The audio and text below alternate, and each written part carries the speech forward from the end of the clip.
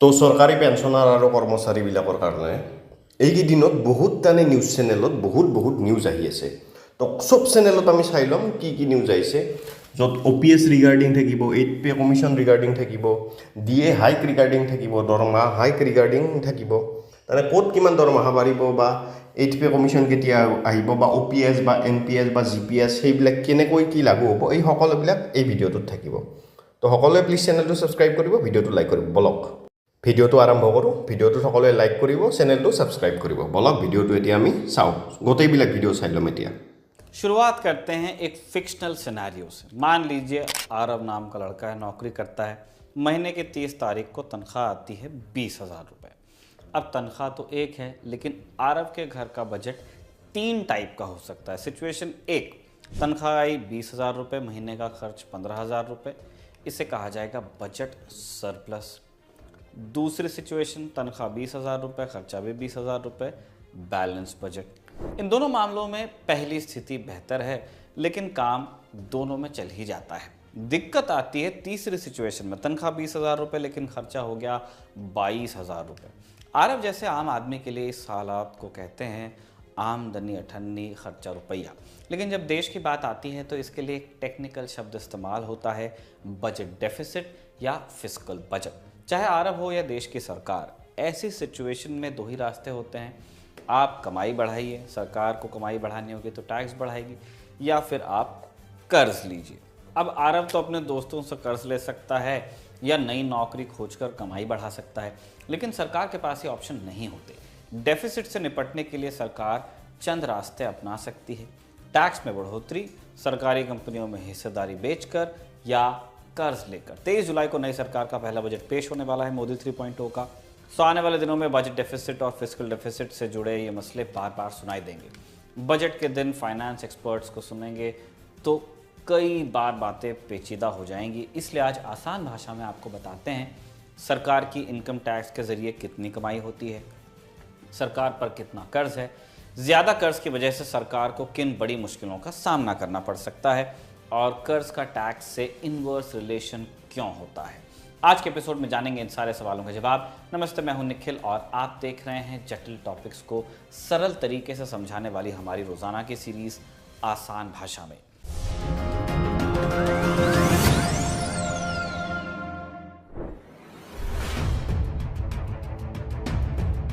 सबसे पहले समझते हैं सरकार की आमदनी कैसे होती है और इसमें टैक्स के जरिए सरकार की कितनी कमाई होती है। सरकार दो तरह से कमाई करती है। एक है रेवेन्यू रिसीट। रेवेन्यू राजस्व, रिसीट से मतलब यहाँ पर आय या इनकम से है, यानी सरकार का जो काम है टैक्स को उगाना, उससे उसकी कितनी आय होती है। इनकम टैक्स एक उदाहरण हुआ इस चीज़ का। दूसरा हो गया कैपिटल रिसीट। कैपिटल यानी पूंजी, पूंजी या किसी संपत्ति से होने वाली इनकम। जैसे सरकारी कंपनी के शेयर बेचने से सरकार कमा सकती है पैसे। एक एक करके दोनों को डिटेल में समझते हैं। रेवेन्यू रिसीट्स क्या है? ये वो इनकम है जिस पर सरकार की कोई देनदारी नहीं होती। जैसे सरकार आपसे इनकम टैक्स लेती है, मगर इस पैसे के बदले सरकार की आपके प्रति कोई देनदारी नहीं होती है, फाइनेंशियल देनदारी नहीं होती है। सरकार कभी भी ये कहकर आपसे इनकम टैक्स नहीं लेती कि आपने जो टैक्स दिया उससे आप ही के घर के सामने सड़क बनेगी। इस पैसे का इस्तेमाल कहाँ होगा ये सरकार तय करती है। हो सकता है सरकार आपके टैक्स के पैसे से अपने कर्मचारियों को सैलरी दे। दूसरी बात यह है कि इस इनकम से सरकार की संपत्ति कम नहीं होती, यानी ये पैसा किसी संपत्ति को बेचकर नहीं जुटाया जाता। अब ये रेवेन्यू रिसीट्स भी दो तरह की होती हैं। एक टैक्स रेवेन्यू, जैसे इनकम टैक्स, बड़ी कंपनियों पर लगने वाला कॉरपोरेट टैक्स और GST। अब सवाल ये कि सरकार टैक्स के जरिए कितना कमा लेती है। साल 2021-22 से लेकर 2024-25 के बीच का आंकड़ा देखें तो कॉरपोरेट टैक्स से होने वाली कमाई 7 लाख करोड़ रुपए से बढ़कर साल 2024-25 के अंतरिम बजट में 10,42,000 करोड़ रुपए हो गई। लोगों की इनकम पर लगने वाले टैक्स जैसे इनकम टैक्स, सेस आदि को मिलाकर साल 2021-22 में सरकार ने करीब 7 लाख करोड़ कमाए, जो साल 2024-25 तक 11,50,000 करोड़ से ज़्यादा हो गए। वहीं GST से होने वाली कमाई भी इसी समय में 7 लाख करोड़ से बढ़कर 10,67,000 करोड़ हो गई। यानी एक चीज़ पर आप गौर करेंगे, इनकम टैक्स और सेस से जो पैसा आ रहा है वो ज़्यादा वैल्यू का है।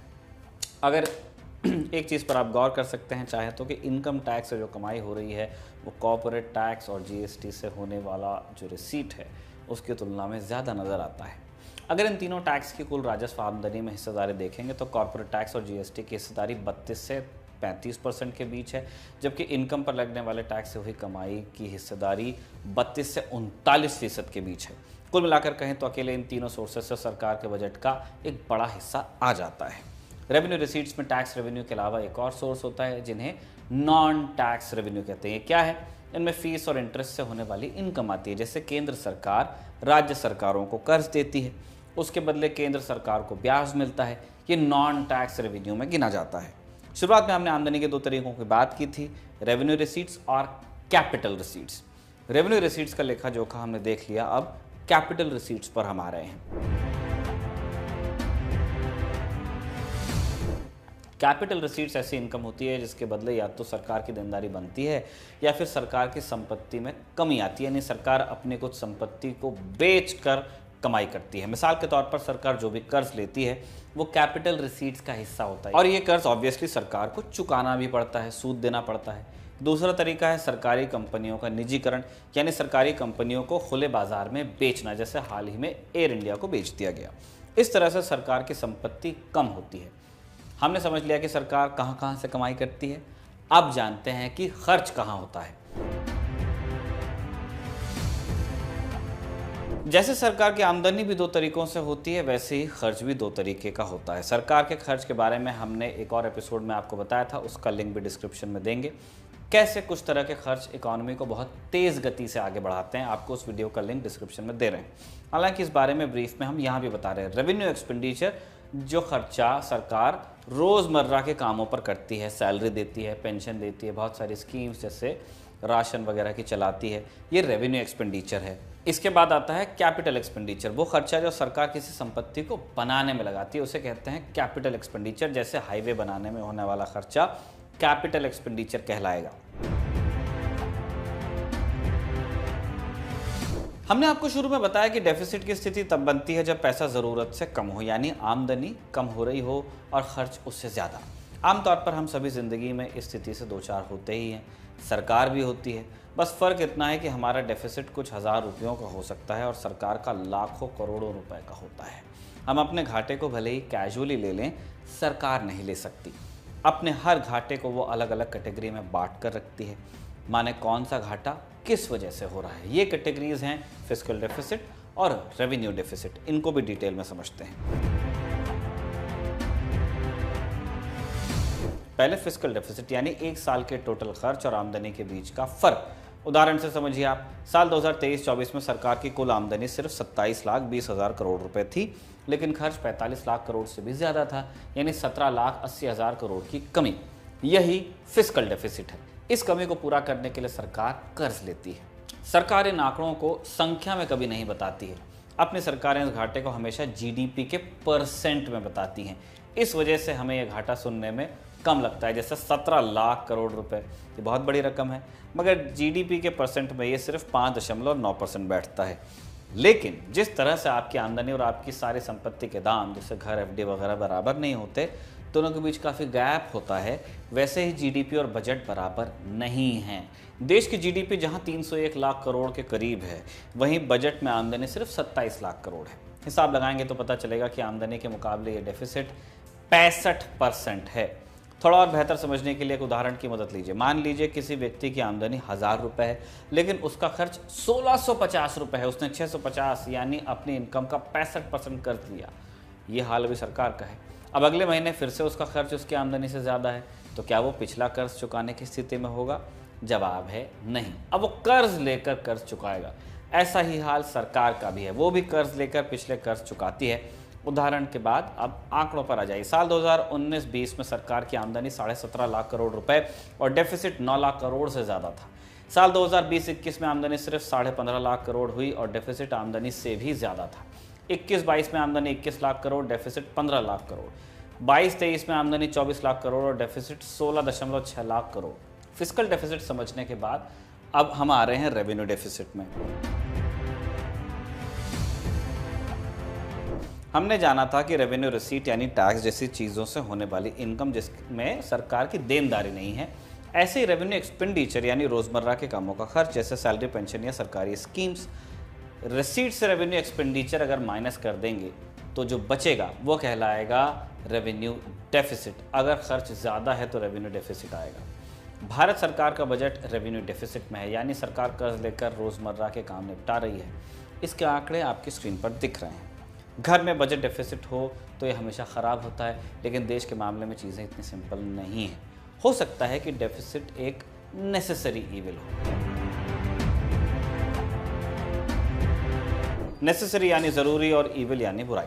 सरकार के कानून और कई कमेटीज़ के सुझाव ये कहते हैं कि कुछ हद तक फिस्कल डेफिसिट और रेवेन्यू डेफिसिट देश की अर्थव्यवस्था के लिए ठीक है। जैसे इनकी माने तो फिस्कल डेफिसिट अगर जीडीपी के 2.5 से 3% के करीब रहे तो बात ठीक है, और रेवेन्यू डेफिसिट जीडीपी के 0.8% के करीब तक ठीक माना जाएगा। इसकी वजह क्या है? सरकार को कई सारी ज़रूरत की स्कीम्स जैसे आवास योजना, बुजुर्गों को पेंशन देना वगैरह ऐसे खर्च करने पड़ते हैं। सरकार इस गैप को भर सकती है, पर इससे लोगों के ऊपर टैक्स का बोझ बढ़ जाएगा। आमतौर पर डेफिसिट की भरपाई के लिए सरकार कर्ज लेती है।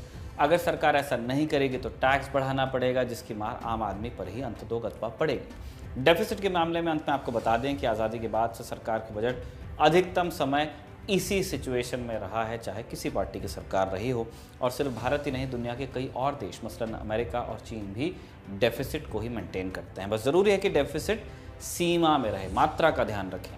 बहरहाल इस एपिसोड में इतना ही। आप इस एपिसोड के बारे में क्या सोचते हैं कमेंट बॉक्स में बताएं। ये एपिसोड आकाश ने लिखा और आलोक ने रिकॉर्ड किया। आप देखते रहिए दी ललन टॉक।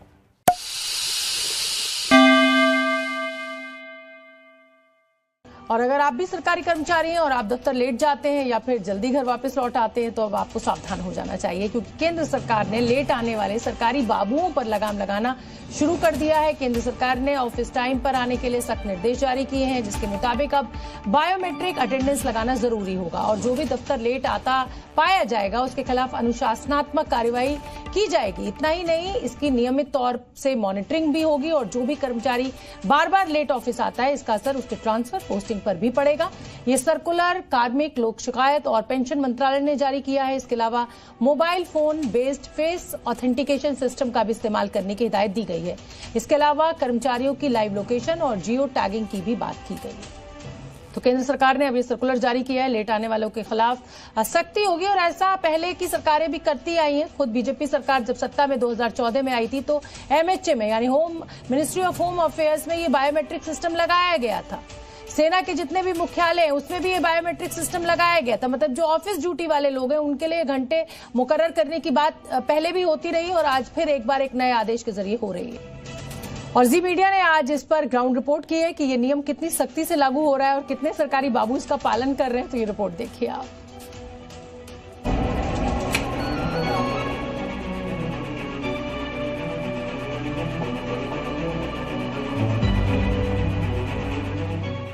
नया सर्कुलर आया है कि जो सरकारी बाबू लेट से आते हैं, समय पे नहीं आते हैं। सर्कुलर पहले भी आए हैं, अच्छा, अभी भी आए हैं और आगे भी आएंगे। लेट क्यों हुए? सर थोड़ा सा तबीयत खराब है। लेकिन टाइमिंग तो आप लोगों की कितनी बजे है? 9 बजे की टाइमिंग है सर। हाँ हाँ, इस समय तो 9:40 हो रहा है। कोई बात, तबीयत खराब है सर। हमारा तो क्या टाइमिंग है? टाइम ही है हमारा तो। लेकिन कितने बजे आप मैं आते हैं? तबीयत खराब हो रही इसलिए ना। तो 9 बजे की टाइमिंग में 10 बजे आप लोग पहुंच रहे हैं आराम से। कभी कभी वो तो सर्कुलर रोज नहीं देखे क्या? रोज नहीं होता हो। सर्कुलर नहीं देखे क्या? वो रोज नहीं होता हो। अभी आ रहे हैं आप, क्या वजह है? सर थोड़ा काम था इसीलिए थोड़ा लेट हो गया सर। क्या काम था? घरेलू ही काम था थोड़ा सा सर, इसीलिए। मैडम क्या वजह है मैडम लेट आने का? फोन कर दिए सर। किनको बता दिए? तो मैडम को। अच्छा, क्या बताए थे? कि मेहमान आ गए थे सर। 10 बजे तो बोल रहे थे, ट्रैफिक था तो थोड़ा 2-4-5 मिनट नहीं हो सकता है? सरकार की गाइडलाइन पता है? आप पहले जाके हमारे अथॉरिटी से आप लीजिए। हाँ, सरकार का गाइडलाइन पता है? हाँ हाँ पता है। तब क्या तो गाइडलाइन है? 10 बजे आना है। 10 बजे आए हैं। तो 10 अरे ट्रैफिक में 5 मिनट लेट हो गया है। ड्यूटी कितने बजे? ड्यूटी मेरी 10 बजे से है। कितना बज रहा है? 10:15 हो रहा होगा, 10:15 हो रहा है, 10:15 हो रहा है। 10-15 मिनट लेट है ना? लेट नहीं है भाई, रात में डिले भी होता है हम लोग को। देखिए सर, सरकारी कर्मचारी ने बहुत पते की बात कही कि आप आने का समय तो मुकर्रर कर देते हैं, आप उंगली लगा देते हैं 9 बजे आ जाइए, लेकिन जाने का समय इन सरकारी कर्मचारियों का मुकर्रर नहीं होता है, क्योंकि जो अफसर है वो देर रात तक बैठा रहता है, क्योंकि अफसर के आने का कोई टाइम नहीं होता है। तो कुल मिलाकर समस्या सबको समझनी चाहिए।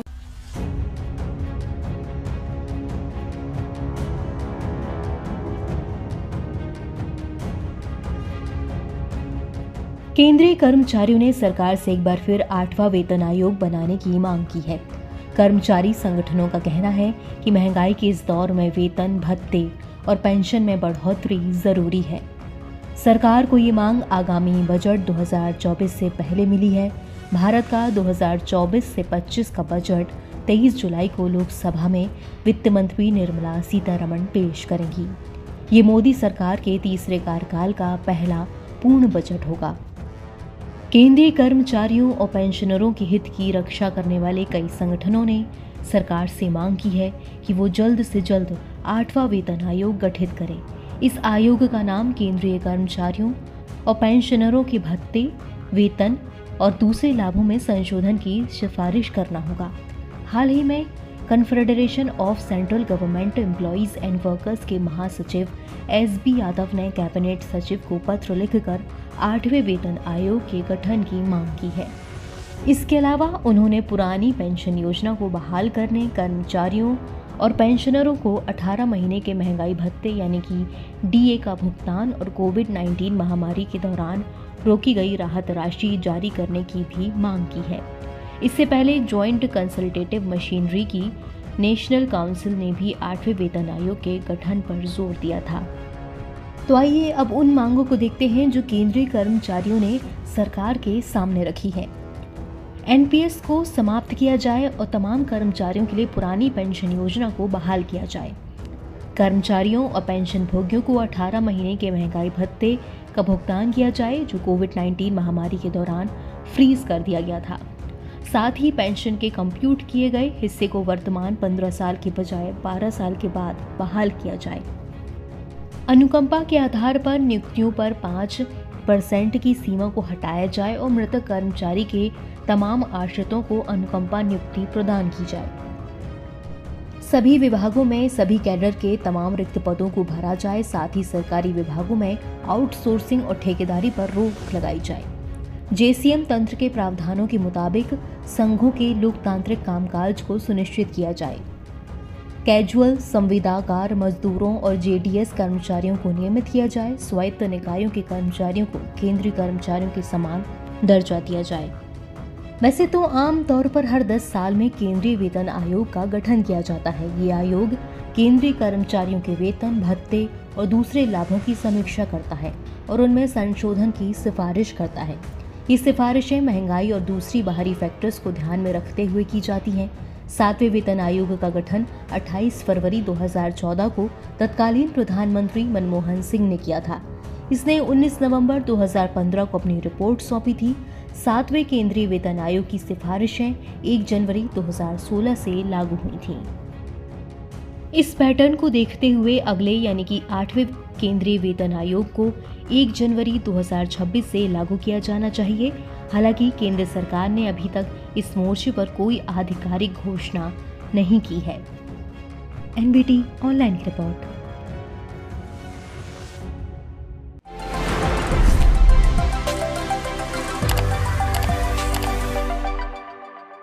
The debate over old pension versus new pension scheme may finally end with a hybrid approach in the works that could prove to be less of a fiscal burden while at the same time guaranteeing a fixed monthly sum to pensioners. The new contours of the National Pension Scheme or NPS could mimic the Andhra Pradesh state government's guaranteed pension scheme of 2023. Back in March 2023, the Narendra Modi administration set up a panel led by Finance Secretary TV Somanathan. Their task to find ways to boost pension benefits for government workers without returning to the old non-contributory pension system or OPS, which was fiscally unsustainable. The panel's report in the month of May suggested that following Andhra Pradesh's 2023 NPS model, offering a guaranteed pension of 40 to 50% of the last pay with adjustments based on years of service and any corpus withdrawals. If implemented, it would be Modi's first major outreach in his third term, impacting 8.7 million government employees and retirees from across centre and states. And usually, states follow the centre's lead on pension models. But what's the financial implication? Officials have hinted that if an employee's full service period corpus is invested wisely, it could yield a 50% pension of the last drawn salary. This guaranteed pension proposal comes as several opposition-ruled states decided to revert to the old pension scheme to lure voters. With states like Rajasthan and Chhattisgarh now under BJP rule, could the new hybrid NPS be the logical pivot? To understand the shift, let's compare the old and new systems. Under the old pension scheme, for pre-2004 recruitments, employees received 50% of their last salary as a pension after 20 years of service with inflation adjustments twice a year. Now, this was done with no contribution of the employees and from the coffers of the government. The current NPS requires contribution from government employees and at least 40% of the accumulated corpus to be invested in annuities, which isn't guaranteed, and 60% could be withdrawn tax-free. So what changes in the new hybrid approach? Well, the Somanathan panel explored various options, much like Andhra Pradesh's Guaranteed Pension System or APGPS Act of 2023. This act ensures that if a retiree's annuity falls short, the government tops it up to 50% of the last drawn basic pay. For the spouse of a deceased subscriber, the pension is 60% of the guaranteed amount, along with cost of living adjustments for inflation. But what about withdrawals? Under the APGPS, any withdrawals would proportionally reduce the guaranteed pension, ensuring sustainability. So will the NDA government's proposed move to a guaranteed pension system be a game changer for central government employees? And how will this affect India's overall fiscal health? Those are questions that should find answers in the final accepted draft of the pension bill.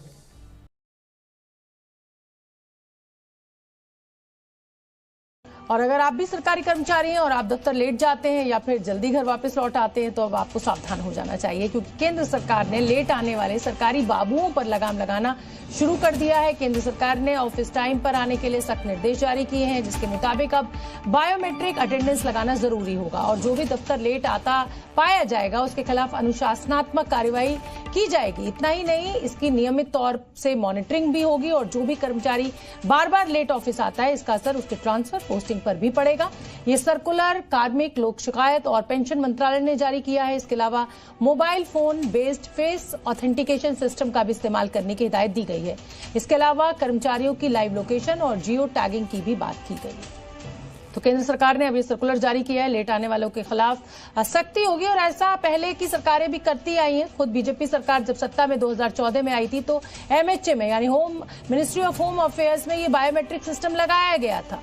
सेना के जितने भी मुख्यालय हैं उसमें भी ये biometric system लगाया गया था। मतलब जो ऑफिस ड्यूटी वाले लोग हैं उनके लिए घंटे मुकर्रर करने की बात पहले भी होती रही और आज फिर एक बार एक नए आदेश के जरिए हो रही है। और जी मीडिया ने आज इस पर ग्राउंड रिपोर्ट की है कि ये नियम कितनी सख्ती से लागू हो रहा है और कितने सरकारी बाबू इसका पालन कर रहे हैं। तो ये रिपोर्ट देखिए आप।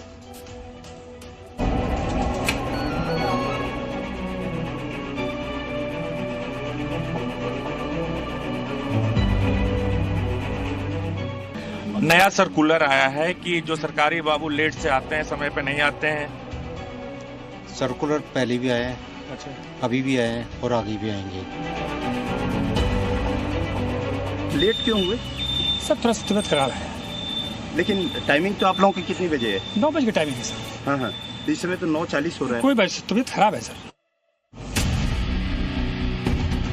तो है क्या टाइमिंग है? टाइम ही है हमारा तो। लेकिन कितने बजे आप मैं आते हैं? तबीयत खराब हो रही इसलिए ना। तो 9 बजे की टाइमिंग में 10 बजे आप लोग पहुंच रहे हैं आराम से। कभी कभी वो तो सर्कुलर रोज नहीं रोज देखे क्या? रोज नहीं होता हो, सर्कुलर नहीं देखे क्या? वो रोज नहीं होता हो। अभी आ रहे हैं आप, क्या वजह है? सर थोड़ा काम था इसीलिए थोड़ा लेट हो गया सर। क्या काम था? घरेलू ही काम था थोड़ा सा सर, इसीलिए। मैडम क्या वजह है मैडम लेट आने का? फोन कर दिए सर। किनको बता दिए? तो मैडम को। अच्छा, क्या बताए थे? कि मेहमान आ गए थे सर। 10 बजे तो बोल रहे थे, ट्रैफिक था तो थोड़ा 2-4-5 मिनट नहीं हो सकता है। सरकार की गाइडलाइन पता है? आप पहले जाके हमारे अथॉरिटी से आप लीजिए। हाँ सरकार का गाइडलाइन पता है? हाँ पता है। तब तो गाइडलाइन है? 10 बजे आना है। 10 बजे आए हैं तो 10 अरे ट्रैफिक में 5 मिनट लेट हो गया है। ड्यूटी कितने बजे? ड्यूटी मेरी 10 बजे से है। कितना बज रहा है? 10:15 हो रहा होगा, 10:15 हो रहा है, 10:15 हो रहा है। 10-15 मिनट लेट है ना? लेट नहीं है भाई, रात में डिले भी होता है हम लोग को। देखिए सर, सरकारी कर्मचारी ने बहुत पते की बात कही कि आप आने का समय तो मुकर्रर कर देते हैं, आप उंगली लगा देते हैं 9 बजे आ जाइए, लेकिन जाने का समय इन सरकारी कर्मचारियों का मुकर्रर नहीं होता है, क्योंकि जो अफसर है वो देर रात तक बैठा रहता है, क्योंकि अफसर के आने का कोई टाइम नहीं होता है। तो कुल मिलाकर समस्या सबको समझनी चाहिए।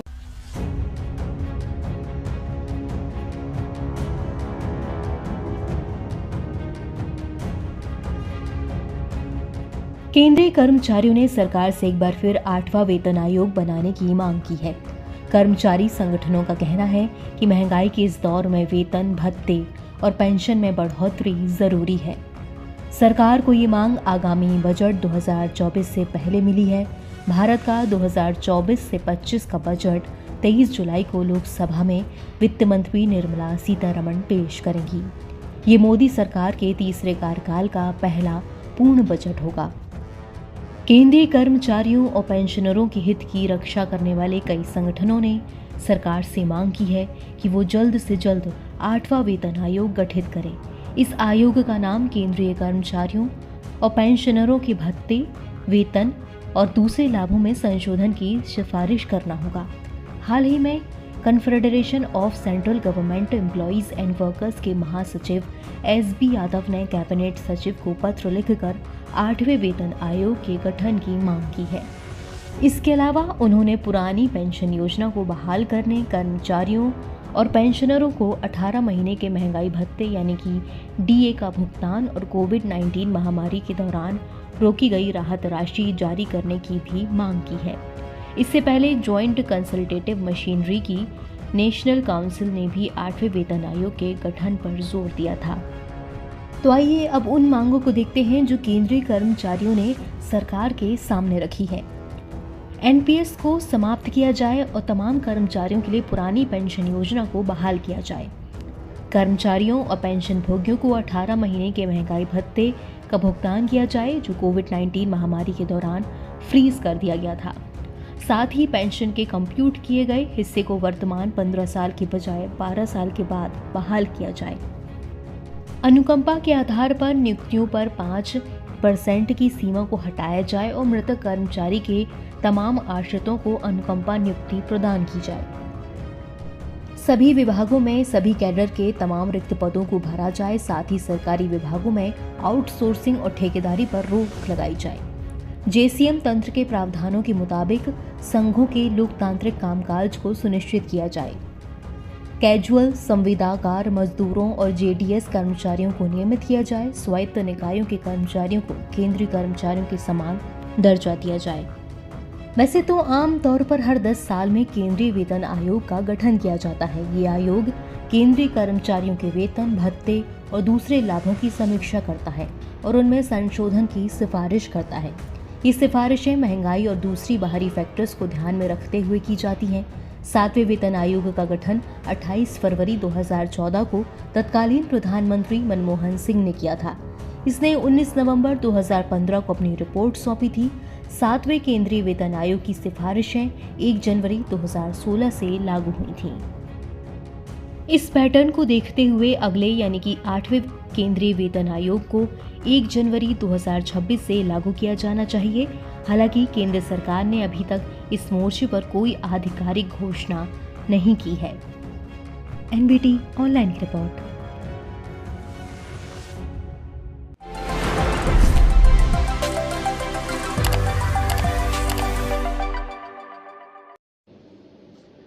নমস্কাৰ।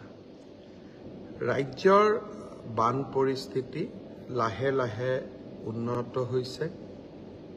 ডিব্ৰুগড়ত জলপৃষ্ঠৰ সামান্য বিপদসীমাৰ ওপৰত আছে যদিও আন গোটেইবোৰ অঞ্চলতে ব্ৰহ্মপুত্ৰৰ পানী লাহে লাহে কমিবলৈ আৰম্ভ কৰিছে। বুঢ়ীদিহিং নদীৰ পানীও কমিবলৈ আৰম্ভ কৰিছে। মই আশা কৰোঁ অহা 2-3 দিনৰ ভিতৰত বান পৰিস্থিতি আৰু অধিক উন্নত হ'ব। লাহে লাহে ৰাইজ আশ্ৰয় শিবিৰৰ পৰা ঘৰলৈ উভতি যাব পাৰিব।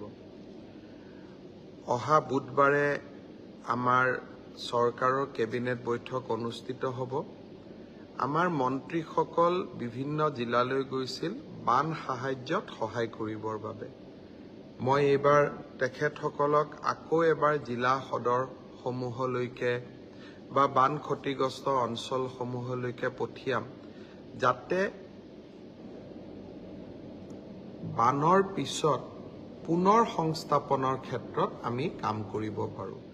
বিশেষকৈ যিসকল ছাত্ৰ ছাত্ৰীৰ কিতাপ পত্ৰ নষ্ট হ'ল, যিসকলৰ ঘৰ বা গৃহ তেওঁলোকে হেৰুৱাবলগীয়া হ'ল বা ঘৰ আদিত বিস্তৰ ক্ষতি হ'ল, আৰু যিসকলৰ পশুধন হেৰাই গ'ল, এই ধৰণে যিসকল বিভিন্ন দিশত বানৰ দ্বাৰা ক্ষতিগ্ৰস্ত হ'ল, তেওঁলোকক যাতে আগষ্ট মাহৰ 15 তাৰিখৰ আগতেই আমি সহায় কৰিব পাৰোঁ, তাৰ বাবে আমি আকৌ এটা প্ৰচেষ্টা চলাম।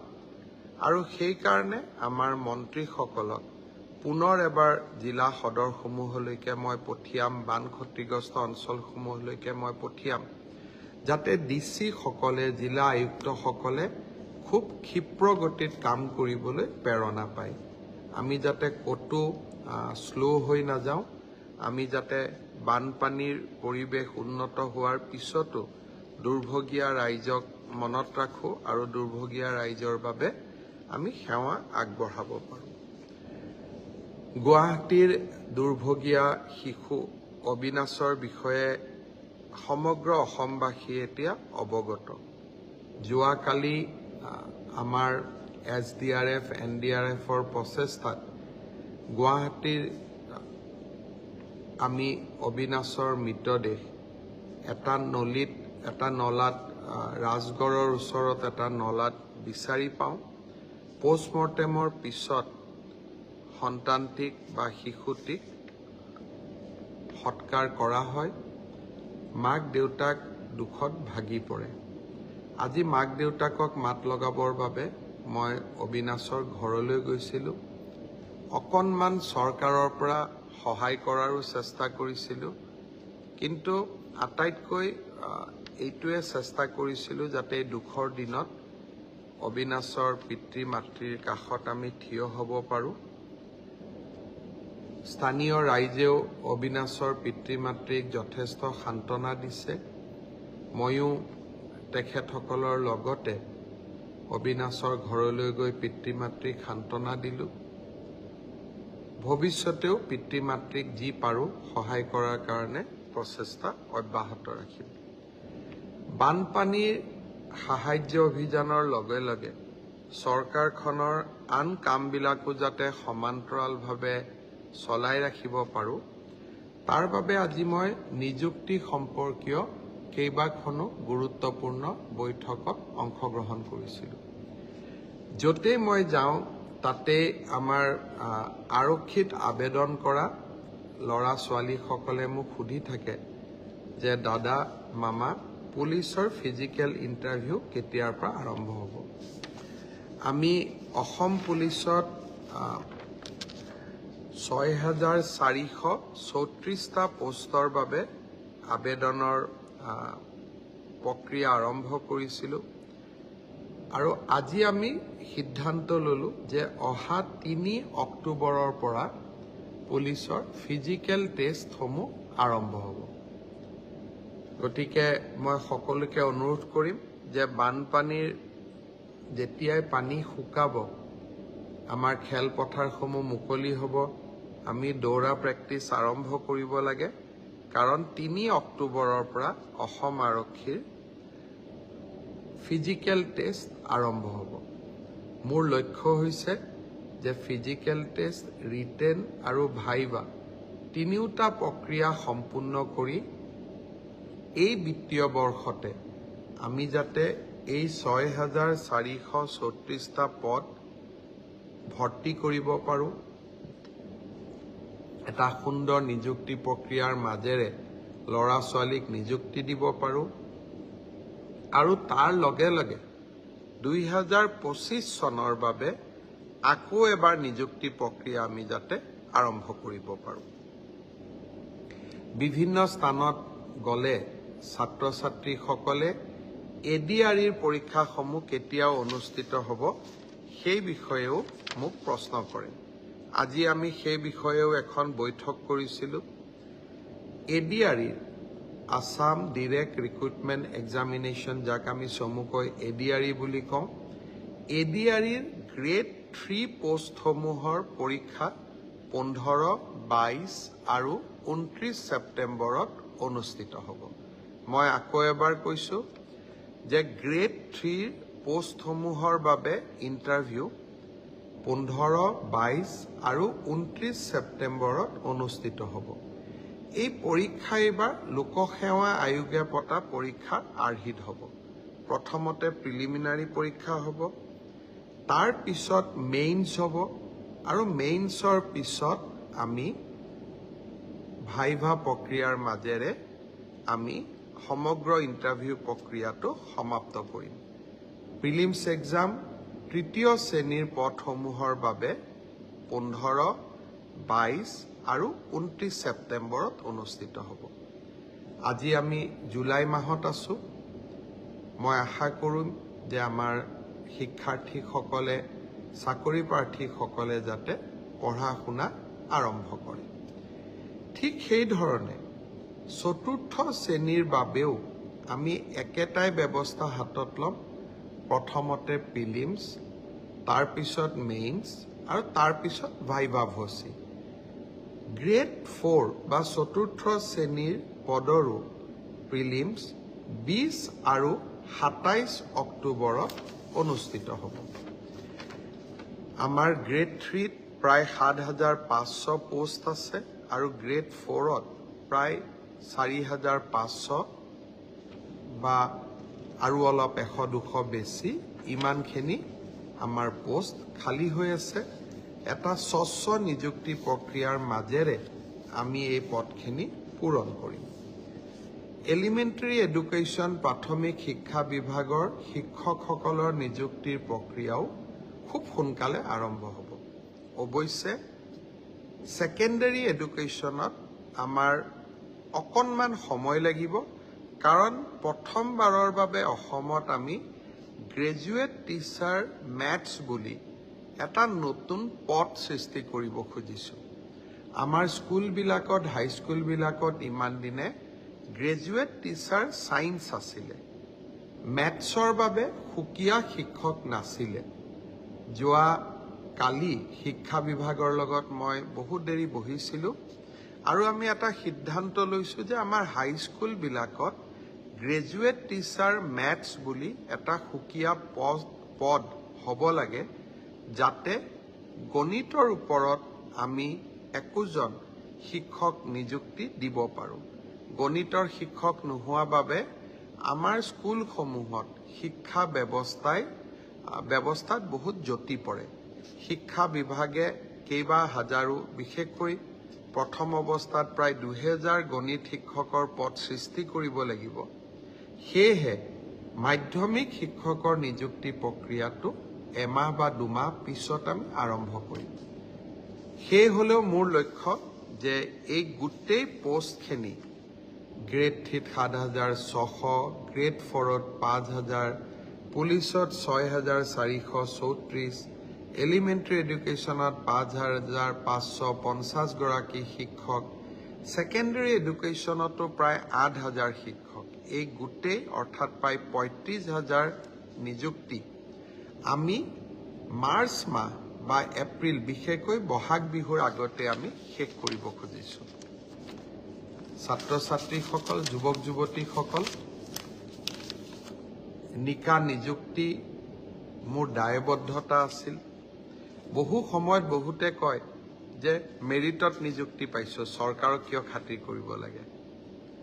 পংকিলতাৰ দিনত ৰাজনৈতিক দৃষ্টিৰ পৰা আঁতৰি মেধাৰ ভিত্তিত নিযুক্তি দিয়া সিদ্ধান্তই ৰাজনৈতিকভাৱে আমাক কৰবাত বহুত ক্ষতি কৰে। আনকি আমাৰ দলৰ মানুহবিলাকো বা আমাৰ দলৰ কাৰ্যকৰ্তাবিলাকো কেতিয়াবা মন বেয়া কৰে যে আমি দল কৰোঁ কিন্তু চাকৰি আমি নাপাওঁ। তথাপিতো মেৰিটত নিযুক্তি দিয়া মোৰ এক দায়বদ্ধতা আছিল আৰু সেই দায়বদ্ধতা পালন কৰাৰ বাবে মই আকৌ এবাৰ সাজু হৈছোঁ। বহুদিন অসমত বহু ধৰণে নিযুক্তি হৈছিল, কিন্তু মেধাৰ ওপৰত নিযুক্তি এনেকৈ কেতিয়াও হোৱা নাছিল। 1 লাখ নিযুক্তি সমাপ্ত কৰি নিৰ্বাচনী সভাবিলাকত মই যি ধৰণে প্ৰতিশ্ৰুতি দিছিলোঁ যে মই আৰু 50,000 নিযুক্তিৰ ব্যৱস্থা কৰিম, তাৰ প্ৰতি ধাৱমান হৈছোঁ। আজিৰ পৰা সেই প্ৰক্ৰিয়া আৰম্ভ হ'ল। সকলোকে বহুত শুভেচ্ছা জনাইছোঁ। ভালকৈ পঢ়িব লাগে আৰু দেউতা মাৰ লগতে সকলোৰে সুনাম বৃদ্ধি কৰিব লাগে। ইমানতে মই সামৰণি মাৰিম। যোৱাকালি পলাশবাৰীতো গৈছিলোঁ বানপানীত ক্ষতিগ্ৰস্ত লোকৰ খবৰ ল'বৰ বাবে। আজি গুৱাহাটীৰ বাহিৰত যোৱা হোৱা নাই, কাৰণ অবিনাশৰ ঘৰত যাব পাৰি। এইবাৰ আমাৰ ৰাজ্যখনত আমি মহাবিদ্যালয়সমূহত 1 লাখতকৈ অধিক ছাত্ৰ ছাত্ৰীক বিনামূলীয়া নামভৰ্তি কৰিছোঁ। অৱশ্যে মোৰ ওচৰত অভিযোগ আছে 2-এখন কলেজে 650 টকাকৈ ছাত্ৰ ছাত্ৰীসকলৰ পৰা নামভৰ্তিৰ সময়ত লৈছিলে। অহা পৰহি 10 তাৰিখে মহাবিদ্যালয়সমূহক নামভৰ্তি বিনামূলীয়া কৰাৰ বাবে তেওঁলোকৰ যিমান ক্ষতি হ'ল সেই সমুদায় টকা আমি মহাবিদ্যালয়সমূহক উভতাই দিম, প্ৰায় 60 কোটি টকা। সেইদিনাখনে মই মহাবিদ্যালয়ৰ অধ্যক্ষসকলকো অনুৰোধ কৰিম যে আমি নামভৰ্তিৰ সময়ত 600 টকাকৈ লোৱাৰ যি অভিযোগ আছে সেই অভিযোগবিলাক যাতে মিছা বুলি প্ৰমাণ কৰি, অসত্য বুলি প্ৰমাণ কৰি আমি ছাত্ৰ ছাত্ৰীসকলক সেই 600 টকাটো উভতাই দিওঁ।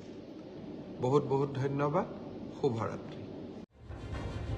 मोदी सरकार की तीसरी पारी शुरू होने के बाद अब 23 जुलाई को देश का पूर्ण बजट पेश होने जा रहा है। ऐसे में चर्चाएं तेज हैं कि देश के केंद्रीय कर्मचारियों और पेंशनर्स को सरकार बड़ा तोहफा दे सकती है। केंद्रीय कर्मचारियों को डीए यानी कि महंगाई भत्ता और डीआर बढ़ सकता है, जिसके बाद कर्मचारियों की सैलरी बढ़कर आ सकती है। ऐसे में आइए जानते हैं कि अगर डीए बढ़ा तो सैलरी बढ़कर कब तक आएगी और कितनी बढ़कर आएगी। आगे बढ़ने से पहले आपको बता दें कि डीए यानी कि महंगाई भत्ता आखिर होता क्या है। डीए को डियरनेस अलावेंस या फिर महंगाई भत्ता भी कहते हैं। असल में महंगाई की दर जितनी ज्यादा होती है, रुपए की वैल्यू उतनी ही गिर जाती है। यानी कि अगर आपकी सैलरी बढ़ने की स्पीड महंगाई दर से मैच नहीं करती या कहे कि कम रहती है, इसका साफ मतलब ये होता है कि आपकी कमाई कम होती जा रही है। ऐसे में इससे राहत देने के लिए सरकार अपने कर्मचारियों का महंगाई भत्ता बढ़ाती है। सरकारी कर्मचारियों को केंद्र और राज्य सरकार उनके जीवन स्तर को बनाए रखने के लिए उन्हें बेसिक सैलरी के अलावा अतिरिक्त भत्ता देती है, ताकि उन्हें महंगाई की मार ना झेलनी पड़े। इसे ही महंगाई भत्ता कहा जाता है। पूर्ण बजट की पेशी से पहले बताया जा रहा है कि अगस्त में एक बार फिर डीए की दरों में बदलाव किया जा सकता है। अनुमान लगाया जा रहा है कि डीए में 3% की बढ़ोतरी हो सकती है। जिसके बाद डीए 50 से बढ़कर 53 पहुंच सकता है। इसका ऐलान अगस्त सितंबर में हो सकता है। हालांकि अभी इस बारे में ऑफिशियल जानकारी आना बाकी है। दरअसल केंद्र सरकार द्वारा साल में 2 बार जनवरी और जुलाई में कर्मचारियों, पेंशनर्स के डीए और डीआर की दरों में संशोधन किया जाता है, जो कि AICPI यानी कि all India consumer price index के छमाही के आंकड़ों पर निर्भर करता है। अगला डीए जुलाई 2024 से बढ़ाया जाना है, जो जनवरी से जून 2024 के AICPI इंडेक्स के आंकड़ों पर निर्भर करेगा। जनवरी में इंडेक्स का नंबर 138.9 अंक पर था, जिससे महंगाई भत्ता बढ़कर 50.84% हो गया था। जनवरी में इंडेक्स का नंबर 138.9 अंक पर था, जिससे महंगाई भत्ता बढ़कर 50.84% हो गया था। इसके बाद फरवरी में इंडेक्स 139.2, मार्च में 138.9, अप्रैल में 139.4, मई में 139.9 पर रहा और डीए का स्कोर मई तक 53 के करीब पहुंच चुका है। हालांकि जून के नंबर आने अभी बाकी है। अगर इसमें भी वृद्धि होती है तो जुलाई में 3% डीए बढ़ना तय है, जिसके बाद कुल डीए 50 से बढ़कर 54 हो जाएगा। नई दरों का ऐलान अगस्त सितंबर में हो सकता है। अगर जुलाई में 4% महंगाई भत्ता बढ़ता है और बढ़कर 54 तक पहुंचता है तो कर्मचारियों की सैलरी और भत्ते में बड़ा इजाफा देखने को मिलेगा। किसी की बेसिक सैलरी 50,000 है तो इसका 4% यानी कि 2,000 डीए बढ़ेगा, यानी कि जुलाई की सैलरी में आपको 2,000 महंगाई भत्ते के साथ बढ़कर मिलेंगे। किसी कर्मचारी का बेसिक सैलरी 18,000 रुपये है तो 54% महंगाई भत्ते के हिसाब से उसकी सैलरी में हर महीने लगभग 720 रुपये और सालाना 9,720 रुपये का लाभ मिलेगा। 52,000 रुपये बेसिक सैलरी है तो हर महीने 2,080 रुपये के हिसाब से 28,080 रुपये मिलेंगे। 1 लाख रुपये बेसिक सैलरी और कर्मचारियों को हर महीने 4,000 रुपये के हिसाब से 54,000 रुपये का लाभ होगा। खैर, इस खबर में इतना ही। इस खबर को लेकर आपकी क्या राय है, आप हमें कमेंट सेक्शन में जरूर बताइए। वीडियो अगर पसंद आया हो तो वीडियो को लाइक और शेयर करना ना भूलें। बाकी देश और दुनिया की तमाम बड़ी अपडेट्स के लिए देखते रहिए न्यूज नेशन का डिजिटल प्लेटफॉर्म। न्यूज नेशन अब व्हाट्सएप पर खबरों की ताजा अपडेट के लिए न्यूज नेशन के इस QR कोड को स्कैन करें।